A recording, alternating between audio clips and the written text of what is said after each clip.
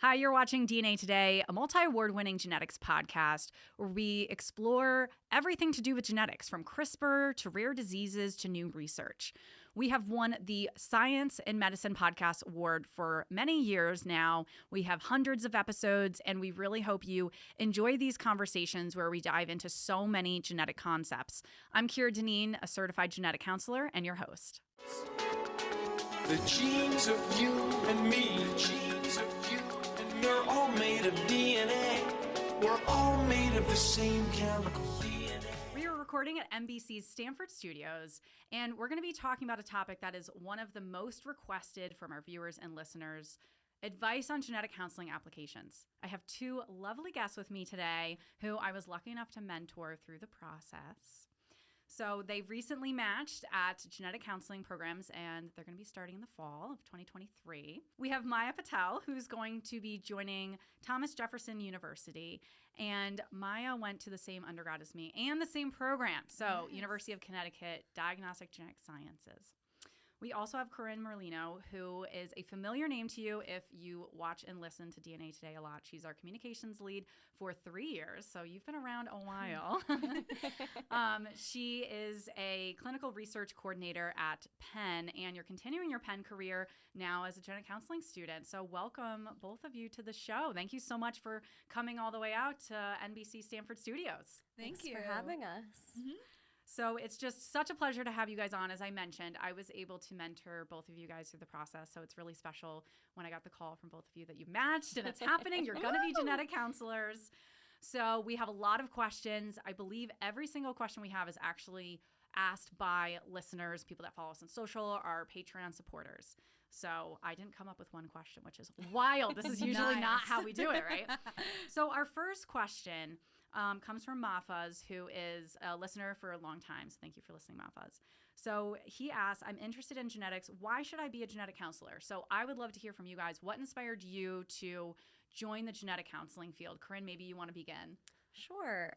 So I feel kind of lucky in a respect. I was born with a genetic condition, so I have a very personal connection to it. So I always knew that I wanted to do something with patients and helping people. So with that in the back of my mind, took like a lot of science courses in high school and stuff. And then when I was actually interviewing for undergraduate universities, I had met with an alumni who was interviewing me actually for Penn, very weirdly full circle.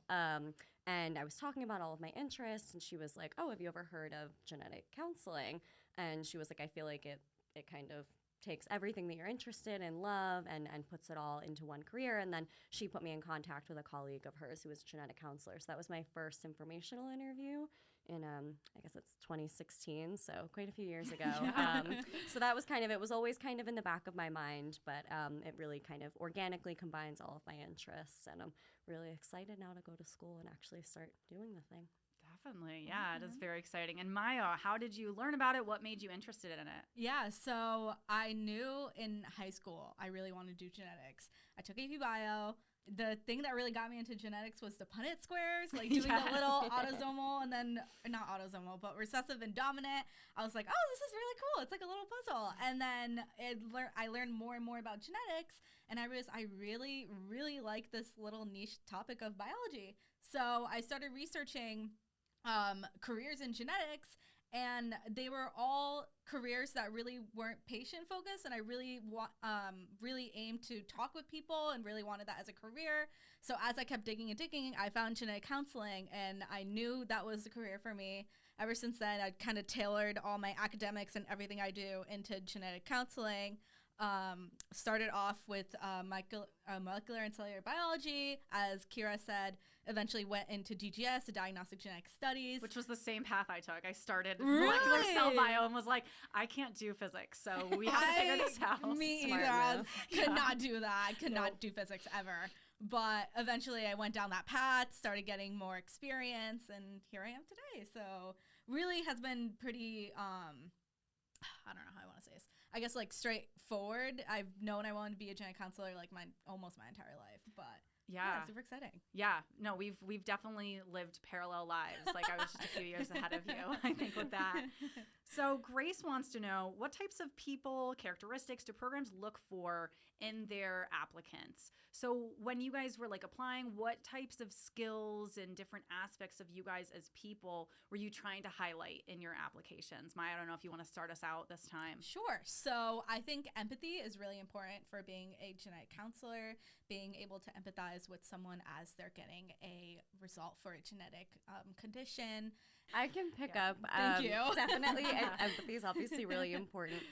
There's so many qualities, but I think what I focused on and what I got from a lot of programs, I mean, I'm thinking about the difference kind of between when you recorded these episodes in 2019 and now here we are in 2023. I had applied actually in 2019 and had listened to the episodes, and all of the information sessions about programs. Like I went to one in person at the school that was closest to my home, and now all of these schools have virtual informational sessions that you can join via Zoom and get to learn about the program. So what I kind of gleaned from these was like really focusing on what sets you apart. So obviously there are characteristics that every program wants all of their applicants to have. You need to have good grades, and you want to know that they're going to be able to talk to patients when they're in crisis. But I think really focusing on what sets you apart and your unique skills and your unique skill set is like probably the most important thing. And if as much as you can sell that, definitely do it, because that's what makes programs remember you. Yeah, definitely. And I think we'll get more into that once we get to the personal statement part of the show and everything. Now, let's take it on the flip side. What characteristics did you guys use to narrow down what programs you wanted to apply to? Anna wanted to know this. I can start with this one.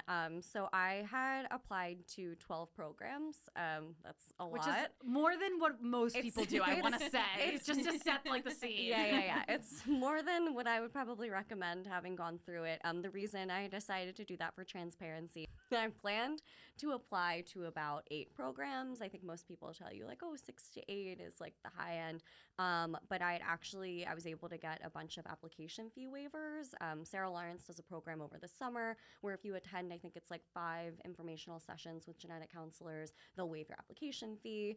I'm a first generation college student, so some of the schools waived my application fee because of that. So because I was able to get a bunch of application fee waivers, at a certain point it just became writing another essay. Like the cost barrier was removed to applying to more schools. So I was like, if it's just another essay, I can do it. And my wonderful letter of recommendation writers Lots of edits later. It was just a couple more steps for them to submit my letter. So I ended up applying to 12 schools. But I guess to narrow it down, geographic location was a big thing for me. I've grown up right outside of the Philly area. So luckily I get to stay in Philly. But so I really applied to like all of the programs that were immediately in the vicinity of me. And then I did try to cast like a wider net and applied to a school in the Midwest, a school in the like Southeast, and then a couple schools up in Boston. So I tried, because this area in the Northeast is like pretty competitive. So I tried to cast kind of like a wider geographical net this time when I applied. Yeah.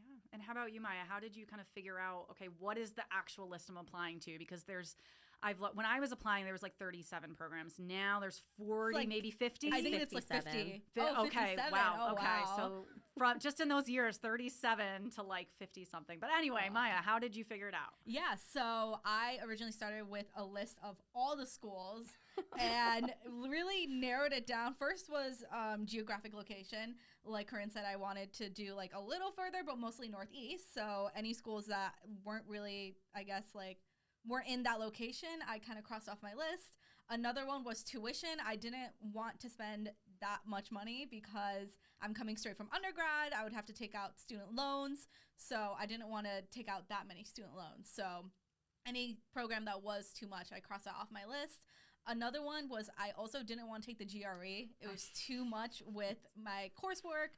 And so anything that required a GRE, I crossed off. But most programs have eliminated the GRE requirement. I think from the list I've had, I only crossed out like one program that did require the GRE. But other than that, most programs don't require the GRE.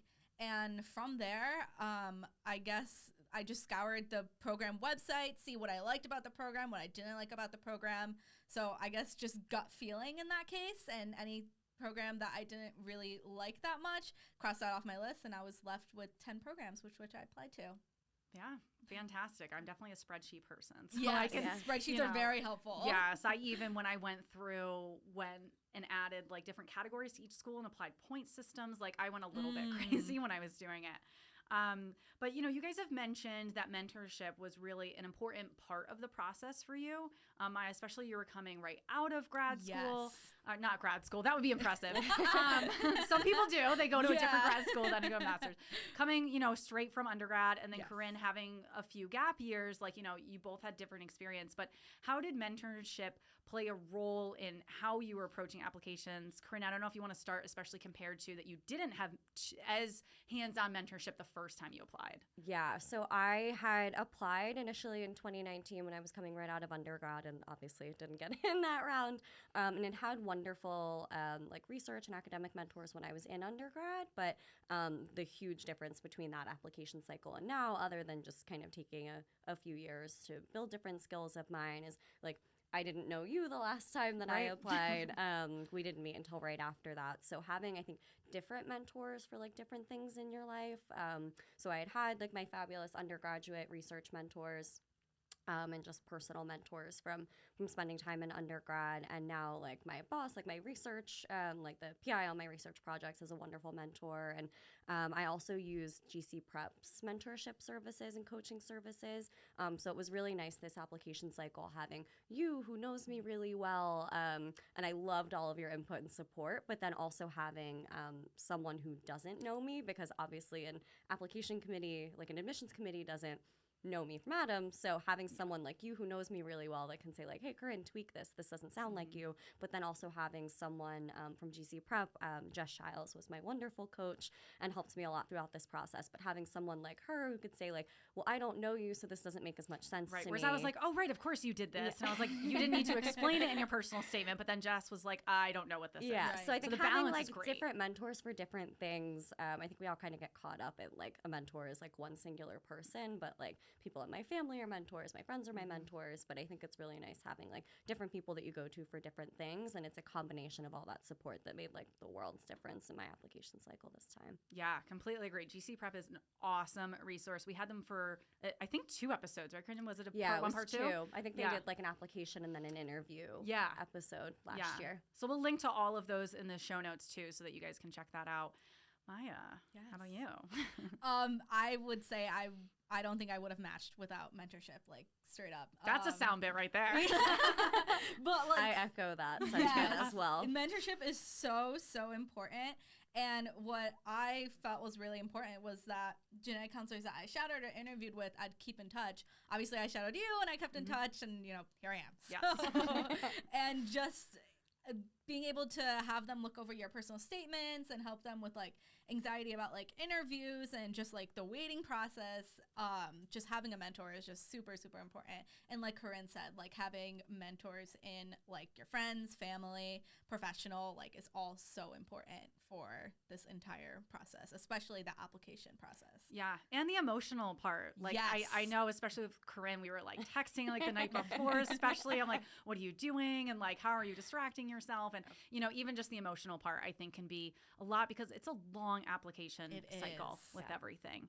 It was nice having someone that gets it too. Like Kira was my person that I could text like when I was having a good day, bad day. Like I texted her after like every interview invitation, then after every interview, and then like thinking through my rank list. Like Kira was my sounding board throughout this whole process. So having someone that's been through the process and knows what you're going through, because my parents were just like, oh, like they couldn't even keep track of it. And they're like, where are you going? What are you doing? And I'm like, Kira gets it. So it's really nice having someone that you can talk to about that. Even like there was a point where we got on a Zoom call, we were talking about, DNA Today stuff and team stuff, but also like, okay, let's figure out your rank list. We just sat there with whatever beverage we had and we're like, all right, we're talking this through. And I'm like, no, think about this and that. So I think it is helpful for someone to like really know you, because otherwise you're like trying to be too nice. Like, oh, well, you could think about this. And I was like, Corinne, no, this, So like, I think that's also really helpful. Long-term mentorship and like an established relationship is important too. Yeah, definitely.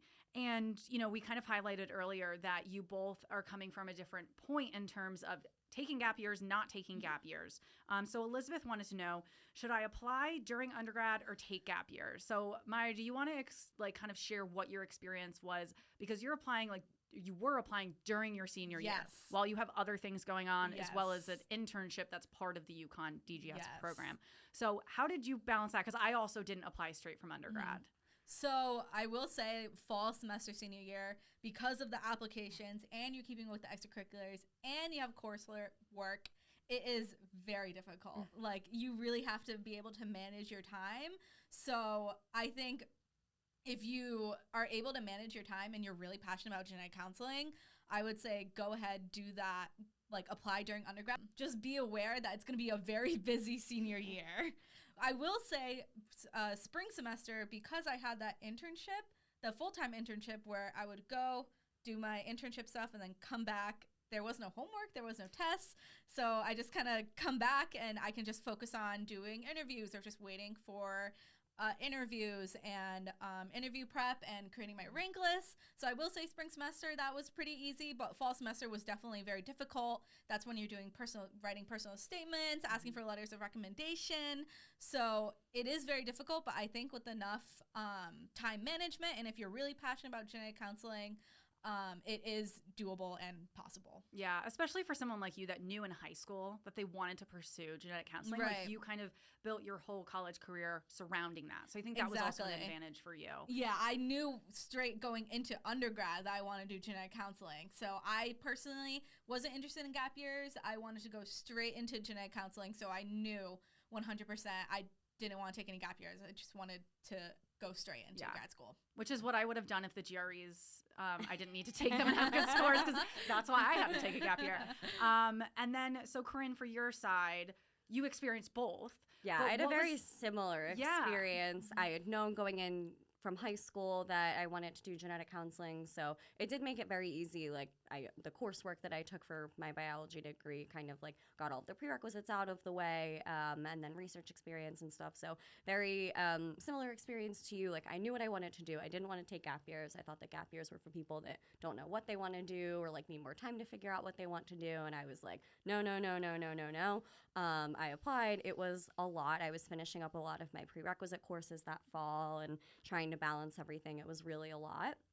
And obviously didn't match that cycle. I had only applied to 2 programs that were close to me geographically, because coming right from undergrad, I didn't want to have to like move across the country for school. So I did limit myself there. And when I applied the first time, the GREs were also a requirement. I was also taking the GREs during that fall semester. So it was kind of just like a perfect storm. Like, I was really stubborn, and I talked about that a lot in my interviews. It's like, I didn't realize how stubborn I was. I wish I had someone that told me like, hey, you probably shouldn't apply. Like, it's wasting your time. It's wasting other people's time. But I'm glad I did, because I have that insight now and I learned valuable lessons. So my application experience this time, I've been working in a full-time research job for close to 3 years now. So my application cycle this time was kind of similar to your spring, but for the whole year. So I work a typical like 9 to 5 job. I do things for DNA Today on the side, but I would finish work and be like, okay, this week I'm going to focus on my pen personal statement. And especially with 12 applications, I had to be really organized. So I just used my time after work and on the weekends.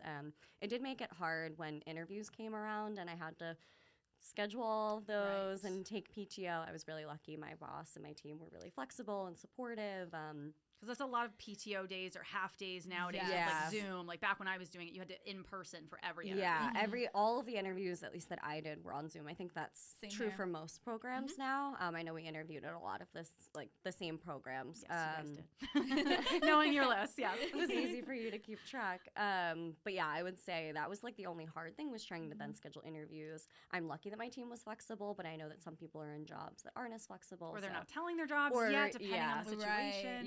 So it's really just a very personal choice. If you're really dead set on applying out of undergrad and you think that you can do it, I'd recommend it. But I also am a huge advocate for gap years, even if you think you don't need them. A lot of people fall into them, as we kind of both did. We both weren't planning on it, and it happened. Yeah, tripped and fell. I had no backup plan when I came out of college, and ended like, I would not trade these 3 years for the world. I've been able to work, save some money, and now I feel like a little bit relaxed. I'm ready to go back to school. Nervous. Right. I'm telling myself that I've had a chance to take a break and I'm ready to go back to school. Yeah, so. I agree. I'm kind of glad that I ended up choosing to take a gap year and not apply right away, because it allowed me to retake GREs, which, hopefully most people listening don't have to do any of that anymore. But that also, saving up finances, like that was huge for me. I moved back in with my parents, like that worked for me. Saving up, all my money and kind of being like, okay, I'm giving it to Sarah Lawrence. So another aspect of applications you guys have mentioned in passing is letters of rec. So Elizabeth wanted to know, what is the best way to approach someone for a letter of rec? And Corinne, who are the best people to ask when you've been out of school for a few years? So I don't know if you want to start it, and then we'll switch over to Maya. Yeah, so I think if you know that you'll be applying to graduate school, like maybe you've decided that you're going to take a gap year, like definitely maintaining those relationships is really important. My recommender, I think most programs kind of require like one person to be an academic letter of support writer, and then maybe like one from a genetic counselor, and then the third one can kind of be like choose whatever you want. Right. So I made sure that I like kept up that relationship with my undergraduate research mentor, knowing that I would need to ask her for a letter again. Very smart. Kind of keeping in touch, like, hey, I'm not applying this year, but next year I'll need the letter.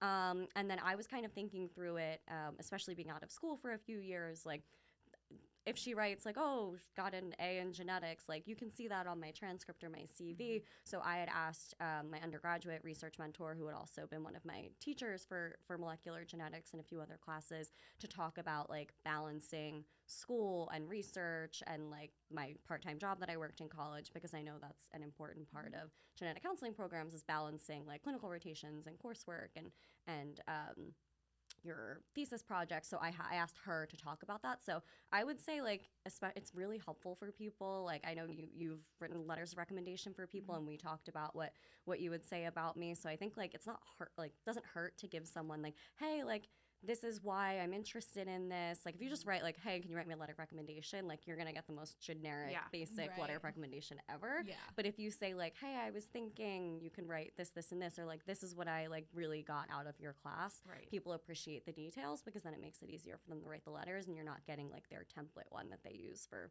every student that reaches out that's applying to medical school, graduate school. And reminding them like, hey, just a reminder, this is when we met. This is especially if you don't have a really close relationship, because then I think it's helpful for that person. Like I get a lot of requests for letter of recommendation, which is awesome. I love writing them. Maybe I'll use ChatGPT maybe to help me next time. We'll say. That's probably a controversial statement. Probably. But yeah, so I think it's helpful to say like reminder when you met, different things that you do outside of the relationship. I think that's like super helpful. Maya, how did you approach this? Was it mostly people at UConn? It was actually no, it wasn't. Oh, interesting. So, like Corinne said, one typically has to be a professor. So I asked my professor, who taught like cytogenetics, is a big part of the DGS Diagnostic Genetic Studies program. So I asked him in person. I asked, I'm really interested in this career. Like, would you be willing to write a letter of recommendation for me?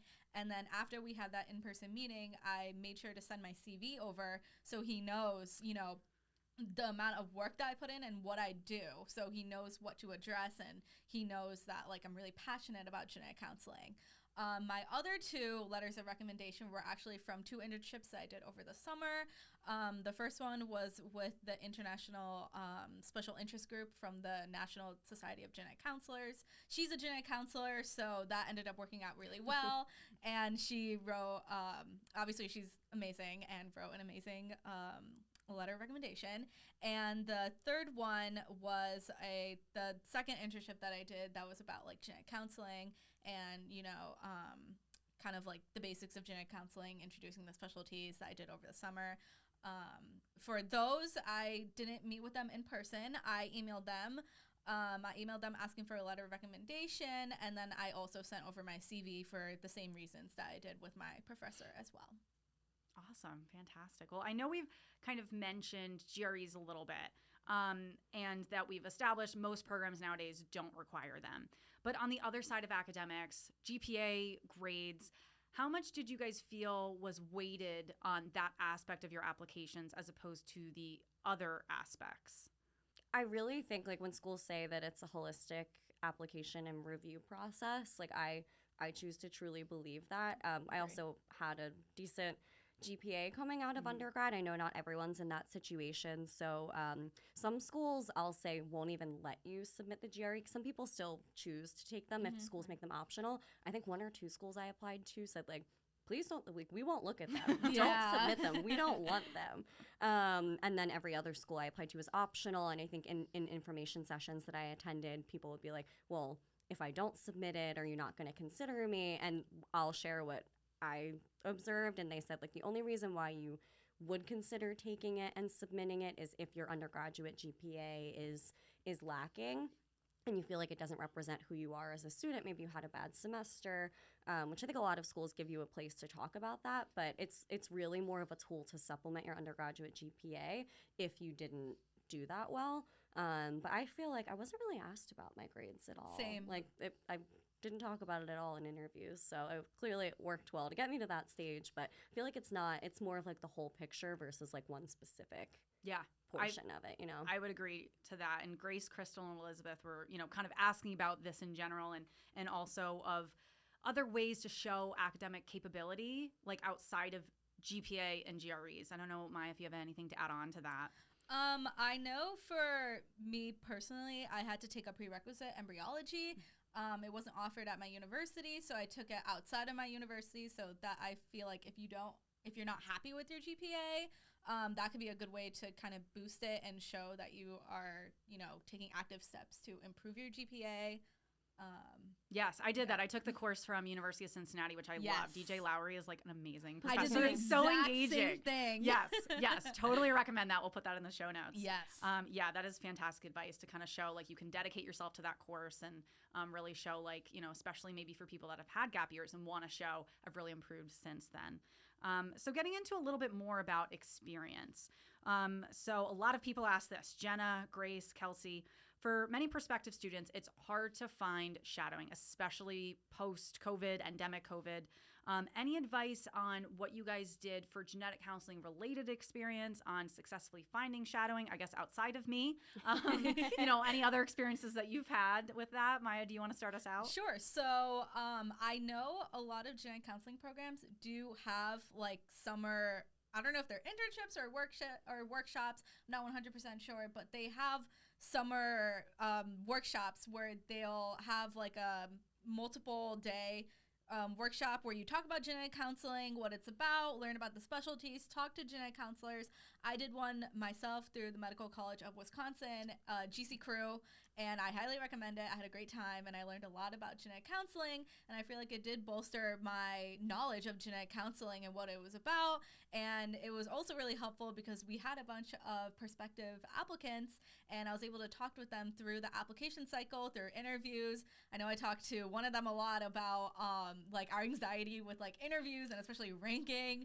So I think being able to build those connections and learn more about genetic counseling as a whole, those programs are really helpful to have. It's usually advertised on their genetic counseling webpage, like their program webpage. I would say you just kind of have to dig deep a little. But other than that, I would say, I know I went through Twitter, #GeneChat, and I kind of scrolled through that. And that's really how I found like webinars and these programs as well. So that was really helpful as well. Those were the 2 things that I did that really bolstered my experience with genetic counseling and bolstered my knowledge as well. Yeah, and I couldn't agree more. I was fortunate. I'd had some in-person shadowing experience in pediatric genetics prior to COVID, but then COVID hit, and I've been out of school for 3 years, so there was kind of like a little gap in my resume during COVID of like not having shadowing or informational interviews, and I really harnessed the power of social media, which we have at our fingertips. That's a huge difference I've noticed between like when I applied in 2019 and even just like the last like 2-3 years, but especially now. That's actually how I found DNA Today. I graduated during COVID, so I was at home with nothing to do. I knew I didn't match and was like trying to look for ways to kind of like, I don't know, follow accounts on Instagram. This was like before everything kind of blew up, and now like there are so many different Twitter and Instagram accounts, but I was like searching like gene chat, like Right. DNA, and found Kira, and it's been this DNA wonderful. today, Yeah. oh, wow. This was like the first hit, so I started listening to the podcast and then reached out. But really harnessing the power of social media, there are so many accounts like Perspective, like GC Perspective Student Network. Like there are all of these accounts that either hold their own events or share other events. The Phenotype Speaker Series that Kira also hosts or coordinates has been a really great resource. So there are all of these things that you can do to attend like virtual webinars, and I think most programs acknowledge that as like a very valuable experience. Yes. And it's a great way, like say you were only able to shadow like a cancer genetic counselor, but you can attend all these webinars about different things, and then also using social media to find genetic counselors. Yes. So I think like a lot of the recommendations are like, oh, use the Find a Genetic Counselor tool on the NSGC website, but like you're cold emailing people, like especially if you're emailing from like a Gmail and it's going to their like university account, it can get filtered out. Good point. I just like cold DM'd people on Twitter. Like I found a genetic counselor who said she did like perinatal hospice work, and I was like, that's so cool, and reached out and then set up a Zoom call with her. So like I would just cold DM people on Twitter and Instagram, and I feel like that's honestly better. I mean, maybe a little less professional, but I think most people are receptive to like especially when it's students their trying to find people. You know? when it's their professional Instagram, Twitter, whatever, and you're DMing, it's like if they're putting content out there, clearly they want to be interacting with people. So I think that's a great way of doing that. Kelsey also added on to this question, I have shadowing experience, but how do I use that to make my application stronger? Are there ways that you guys thought about this? I know, Corinne, we were talking about a little bit before of ways that, you know, you were ended up doing this. Yeah, I would say, again, especially if you don't have a lot of shadowing or informational interview experience, like you have that listed on your CV or resume, like how many hours you shadowed or however you decide to frame it. But like the important thing isn't that you shadowed or not shadowed, but like what did you learn from it and what did you gain, or like focusing on what the patient or their caregiver was experiencing in that moment, like what the genetic counselor did. I remember when I shadowed you, you had a patient that was Spanish speaking and you used the hospital's interpretation services, and that was the first time I had ever seen like an interpreted like healthcare interaction, and I thought it was like so cool how you were able to facilitate that. So stuff like that you can like talk about and that's tangible to you, instead of just like, oh, I shadowed a genetic counselor. Like that doesn't really mean anything if you can't talk about what you learned or what you observed. So making it really personal. Definitely agree with all that. It really is what you get out of shadowing, because you can shadow, but if you don't get anything out of it, what is the point? So being able to talk about what you got from your experience with shadowing and what you learned about genetic counseling and how it'll help you in your career, that's what the programs are really looking for when you apply and you're writing your personal statement. They're looking for what you got out of it, not just, oh, I did shadowing. Right, exactly. Even if it wasn't like a very interesting case genetically or different, like Corinne was saying, you can just pull out like, oh, it was interesting how an interpreter was used. Like it was, I believe for both of you, I'm trying to remember, like there wasn't anything like really, really interesting that day. Right. It was just kind of typical cases, but pulling that out. And also even like, I remember when I was writing my personal statement talking about how I, you know, really admired how the genetic counselor was able to do this or that and tailor what they were saying depending on the patient's education level or where they were coming from. Are they, you know, a Wall Street guy, or are they a genetics professor? You know, you're going to talk so differently. And just kind of commenting on like that part psychosocially and everything too. So, personal statement. You knew this is going to be the meat of the episode. Everybody's going to like, finally, if they're just fast put forwarding that it out here. of my head. Yes. Finally. Personal statement section. After writing 12 of them. Right. So, a lot of experience sitting up here on the panel. Ooh. So, everybody wants to know, Anasia, how to craft a personal statement and market yourself when you feel like an average applicant. I think not everyone, but so many people send in a question of this variation. You feel like, okay, I'm a good applicant, but there's nothing that I feel like makes me super strong. Not saying you guys were average applicants, but how did you craft your personal statement? What approaches did you take when you were sitting in front of that blank screen with the cursor just staring at you blinking? How did you start, Maya? The blank screen is the worst, worst. part about Yes. writing a personal statement. What I did was I just word vomited. Yes. And I personally wouldn't recommend this, but the only, like, staring at that blank screen, the only way I got myself to, like, word vomit was, like, late at night, I'm laying in my bed, and then I think of an idea, and so I grab my computer, literally about to fall asleep, just type whatever came to mind. So I started with a bullet point of my experiences. So shadowing, and then, my crisis counseling, and, the internships that I've done.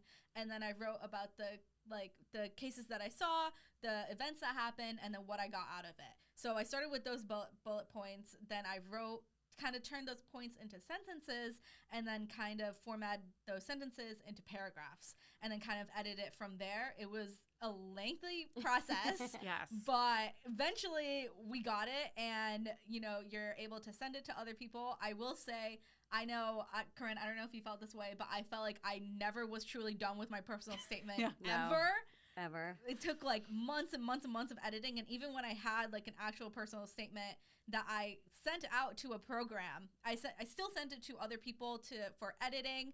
And, I found a bunch of edits that I still wanted to make. And even with my last program that I applied to, I still sent it to other people to edit before I sent it to that last program, because I never truly felt like I was done with it.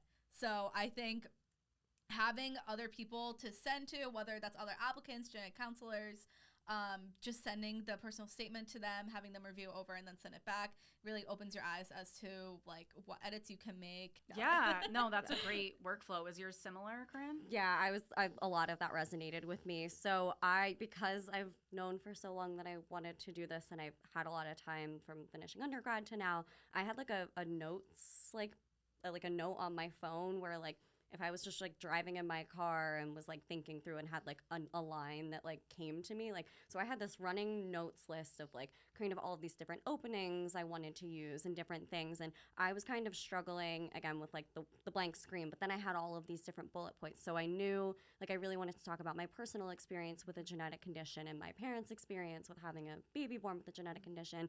And then I also wanted to talk about my qualitative research experience, but that research experience focused on palliative and hospice care and critical care, which is my area of interest. So like I struggled with having all of these different things that I wanted to talk about. I think your review of my early draft, you were like, you have two personal Narrow it statements down. here. It's too Like, much going on. I was like, but I really want to use this opening. So I ended up being able to kind of find a way to talk about all of these things. But I think my biggest piece of advice is like really find your niche and sell it. Like, again, don't waste precious space, especially for schools that have like a 500 word count limit. That's a whole other thing. Writing a beautiful personal statement and then having to like hack and cut it to make it fit. And like you can tell you're like, they know that I'm like cutting corners here. But really finding your niche and not wasting space to talk about things that they can learn from your transcript or your CV, unless it's really important and you'd like to focus on it. But really finding your niche. And I'll just say again, so Kira, you had reviewed my personal statement. You know me very well.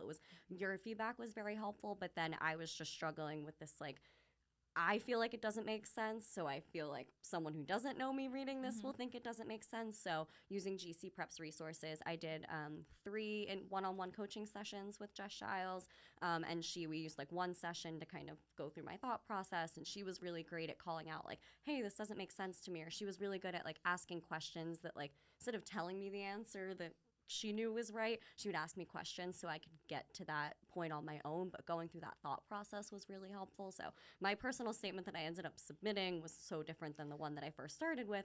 And like Maya said, like the one I submitted to my 12th program was vastly different than the first program. And I wrote like my ending paragraph for each school was quite different. Yes. I ended up like tailoring it to each school, especially Penn where I work and I've grown up in this area. Like that one I could make really, really personal, like about me and my connection to the school. But other schools I applied to, I really just focused on like the research resources they had, or like if they had like an established palliative care research center and like my boss knew them, like talking about those kinds of connections, but like really making it as personal as possible. That way they don't feel like they're just getting like your blanket personal statement with like the name thrown in. Yeah, I think, connections, networking is so important. Yeah, and we've talked about mentoring, but like the way you get there is by networking. Right.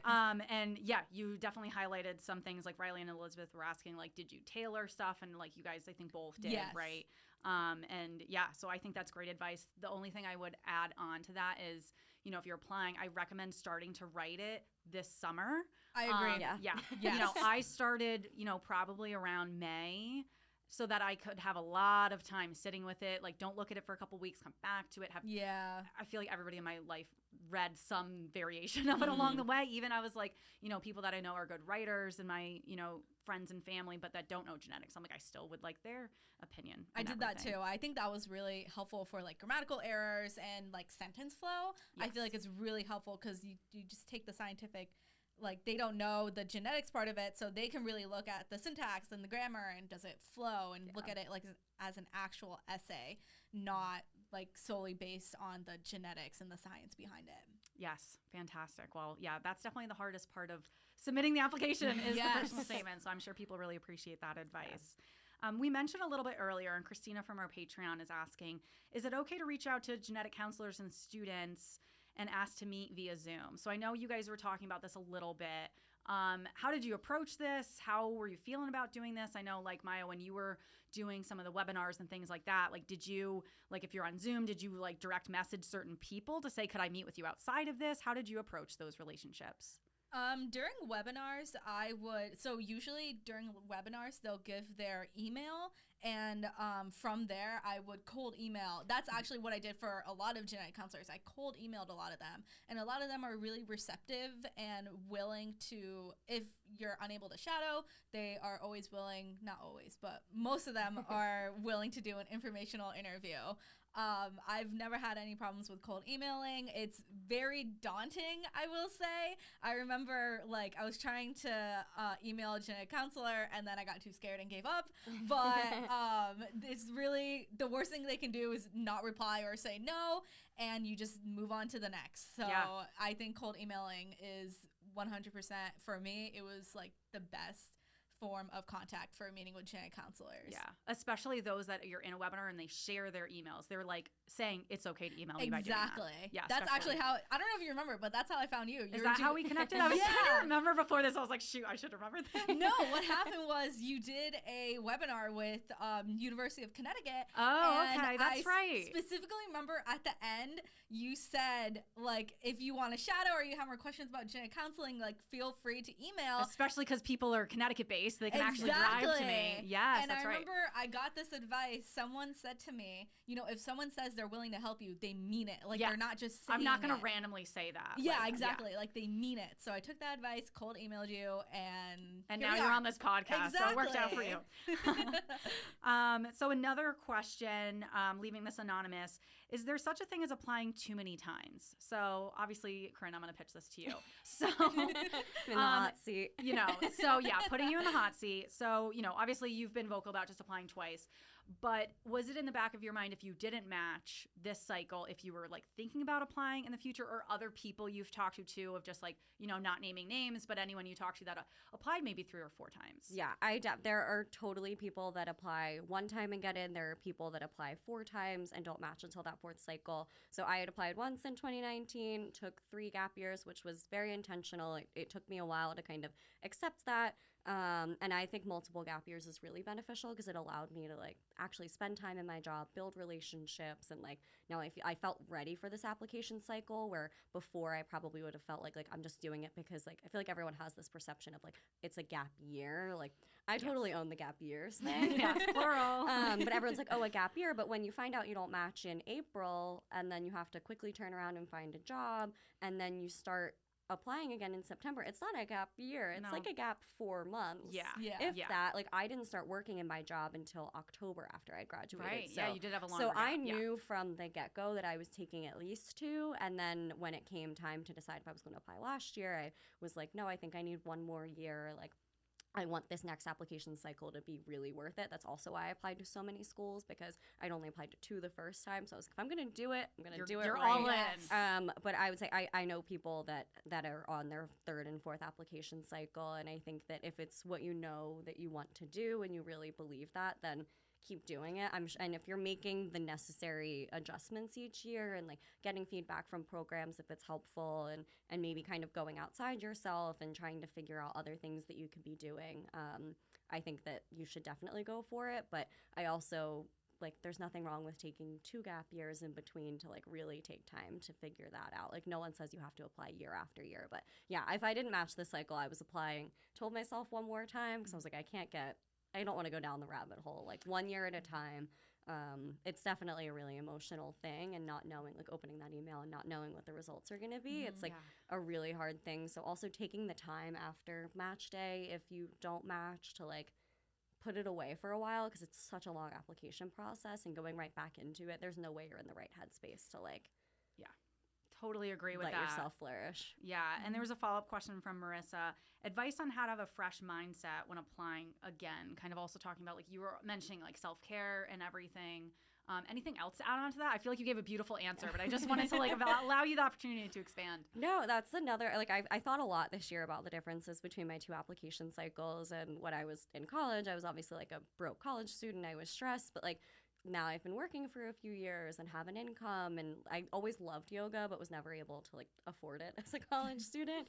So that was something that I really got into in like these last 2 years. So having that through the application process this year was so nice, because it's the only place that I can like actually turn my brain off, and like I'm not rewriting my personal statement in my head, and I'm not rehearsing interview questions. Like having something, it doesn't have to be yoga, it doesn't even have to be physical. If it's like reading books that aren't like these wonderful nonfiction books, but like read a thriller, like get yourself out of your own mind, out of your own body. I think having something that keeps you sane throughout this whole process is important. And I think having a fresh mindset after not matching, like I said, take a beat, really rethink, and go outside of yourself. Like I know people that have used GC prep to kind of take a step back, and they're really good at asking you the questions that you might not think of your own on your own, and like instead of telling you what they think, like they'll ask you the questions so that you figure it out on your own. And that kind of like diagnostic process in your own brain is really helpful to like reset, get yourself out of your own mind and body, and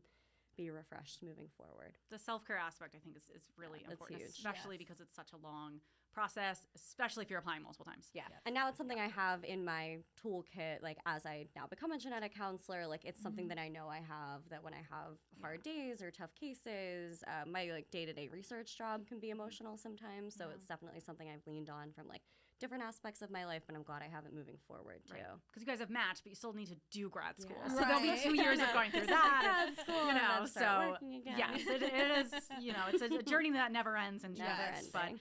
I wanted to kind of just close out with any advice that you wanted to share, parting advice. So whether that's the best advice you guys have gotten from someone else, anything that you would do differently now looking back on the process, or anything you just kind of want to leave listeners and viewers with, something maybe we didn't mention, or like, hey, this was an important part. If you weren't listening, listen now. So however you guys want to take that. Maya, did you want to start out? Sure. I would say 2 things. Don't be afraid to reach out, I think, is my biggest piece of advice. Again, like mentorship was really important to me. Again, I wouldn't be in this position. I don't think I would have matched without mentorship. So being able to have those GCs, genetic counselors to fall back on, I think that's really important. And you don't get like that mentorship without reaching out. So reaching out is very important. And the second part is be yourself. Programs want to see that you are being authentic and true to yourself. So I would say those are the 2 big pieces of advice I would give for any prospective applicant. Those are both great. I couldn't agree more. Thanks. I will recycle the best advice I've received. I was given this advice by a program director. I won't say which one for confidentiality. Sure. You do not have to be, I'm looking into the camera Yes, now. do it. You do not have to be a genetic counseling assistant and work for and volunteer for a crisis text line to get into a genetic counseling program. I did neither of those things, like especially now with the GRE requirement being removed and interviews are virtual. Like now there's like one less criteria that you can stand out on. Why would you want to do the thing that so many other people are doing? Yes. And don't get me wrong, I think it's a great like tool to get into a program, or like if you like were interested but didn't know if you really wanted to commit to it. I think genetic counseling assistant roles like have a place and they're beneficial for people who they're beneficial for, but getting that advice, especially from a program director when I was like in a time of transition, like it gave me the feeling like it justified me being able to do something that I actually enjoyed and wanted to pursue. So doing research for these last 3 years in palliative care, which like I didn't think was relevant to genetics. I've obviously learned over the last few years. Yes, when I met you, I was like, no, this is so relevant. Like the counseling skills. I'm like, teach me how to be a counselor. But I think people get it's so rigid, and people are like, well, I have to be a genetic counseling assistant and volunteer for a crisis text line or hotline, or I won't get into a program. And I was told by a program director, and I said this actually in my interview with her. I was like, Yeah. you have no idea. I was like, I don't even know if you remember giving me that advice.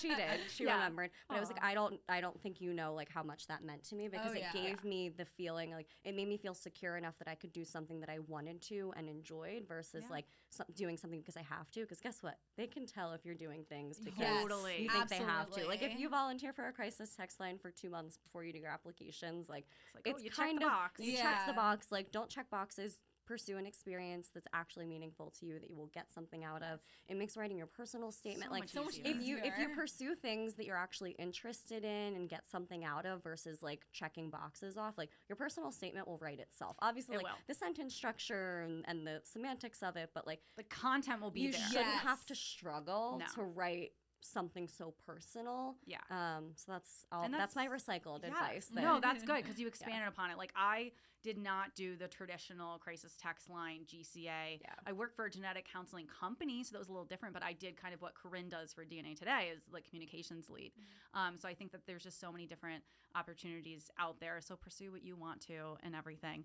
But wanted to thank you both so much for taking time out and coming down to NBC Stanford Thank you. Studios. I think it's very cool to be able to do this episode like in person with Yes. each other. I think it comes through Absolutely. way better. Yeah, thank you Yes. for having us. This was Yeah. awesome. Yes, this was especially awesome. after this year to like talk it out. was Yes. awesome. Yeah, Like you very guys have nice. matched. It's Yeah. real. It's Yeah, you know, it's you're not gonna wake up happening. from and be like, oh, it's April, whatever, and like I didn't match. Like you guys matched. It's amazing. Very excited to call you guys colleagues in the field now. And for those that are, hearing a lot about this mentorship that they've both talked extensively about, and you want to seek your own mentorship, as we mentioned, GC Prep is awesome. They also have so many resources and videos, and they have a map of the different programs in the U.S., and I would throw Canada in there probably too. On DNA Today, we have launched our Patreon, which one of our tiers includes one-on-one mentorship with me. So if you want to kind of get what Maya and Corinne were able to have through their application cycle, obviously you can tell I'm super passionate about this. Like Maya said, if someone says they want to help you, they do. Yes. So we would love to have you over at patreon.com/DNA Today podcast. And yeah, we hope that you've enjoyed this episode, and any other questions, follow-up things, feel free to email into info@dnapodcast.com. So thank you guys so much. Thank you. The genes of you and me, the genes of you and we're all made of DNA. We're all made of the same chemical DNA. Thanks for watching DNA Today. To access all of our episodes, head over to dnatoday.com. We also have a lot of bonus content on there that you can enjoy. If you have any questions, comments, suggestions, guest pitches, you name it, send them in to info@dnatoday.com. We'd also really appreciate if you could take a moment to rate and review the podcast on Apple, Spotify, wherever you listen to the show. It really helps more nerds like yourself find the show. Also, if you like giveaways and other ways to connect with us, I recommend following us on social. We're at DNA Today Podcast. We also have a Patreon if you want to be the most level involved in the show. That's also at DNA Today Podcast. Thank you so much for listening and watching. Join us next time to learn and discover new advances in the world of genetics.